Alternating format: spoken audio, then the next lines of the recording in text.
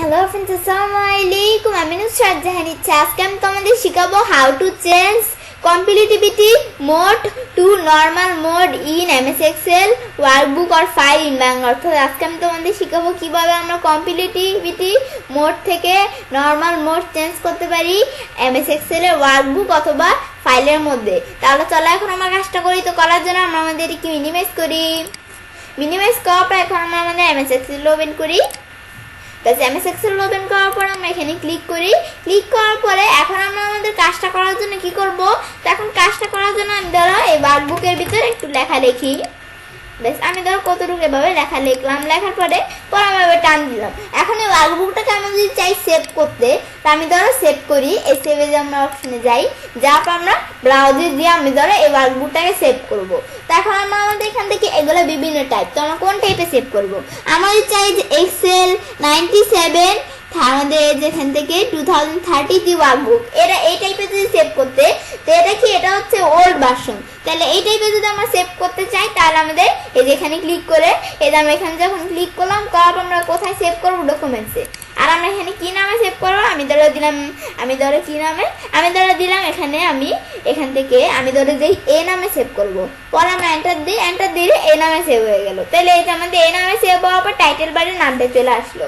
এখন আমাদের যদি এই ওয়ার্কবুকটা আমাদের ক্লোজ করে, এই ওয়ার্কবুকটা যদি আবার ওপেন করি, ওপেন করলে যে উপরে লাল বাকের মধ্যে কিন্তু লেখা আছে কি, এই টাইটেল বারের মধ্যে লেখা আছে এই যে এটা হচ্ছে আমাদের ডকুমেন্টের নাম, এখানে এটা হচ্ছে ওয়ার্কবুকের নাম, আর এটা হচ্ছে কি, এটা কম্পিটিটিভিটি মোড।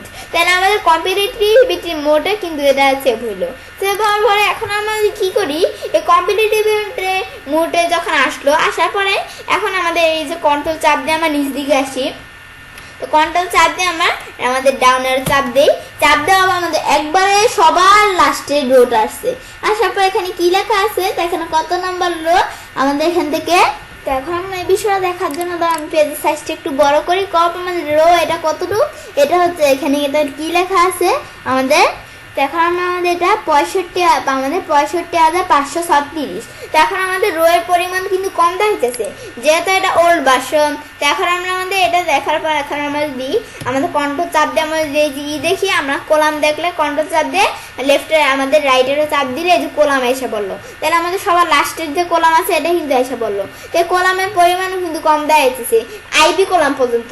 এখন আমরা কেন বিষয়টা এরকম দেখাইতেছি, বিষয়গুলো কেন এরকম দেখাইতেছে, কারণ আমরা আমাদের কি করছি, আমরা আমাদের 97 থেকে আমাদের 2003 আমাদের 2003 যে ভার্সন আছে এই ভার্সন পর্যন্ত আমরা দেখাইছি, সেজন্য মানে ওল্ড ভার্সন, সেজন্য এরকম হয়েছে। তো এখন আমাদের যদি কি করতে চাই, এই ভার্সন যে আমাদের কি, এই ভার্সনটা আমরা দেখার পরে আমরা আমাদের এই ফোল্ডারে আসি। আসার পরে কিন্তু আমরা যখন আমাদের কোনো করি, আমরা যখন আমাদের এই ওয়ার্কবুকটাকে আমরা যখন সেভ করলাম, তো আমাদের সেভ করছে, আমরা আমাদের ওয়ার্কবুকটাকে সেভ করলাম। তো এখন আমাদের এই যে ওয়ার্কবুক, এটাকে এখান থেকে আমরা আসলাম, আসার পরে আমরা এই ভার্সনে সেভ করছি। বেশ পরে আমরা এখান থেকে আমরা যদি দেখতে চাই, তো এখন মাউসের ডান বাটনে ক্লিক করে আমরা যদি এই যে কোথায় যে আমরা মাউসের ডান বাটনে ক্লিক করে প্রপার্টিস আসার পরে এখানে কি দেওয়া আছে, আমাদের যে ওল্ড ভার্সনটা, এই যে এটা আমাদের কি দেওয়া আছে XLS। তো আমাদের এই যে এই XLS এই ভার্সন দেওয়া আছে। তো এই যেভাবে কিন্তু এখান থেকে বুঝতে পারি যে আমাদের কোনটা কোন টাইপ।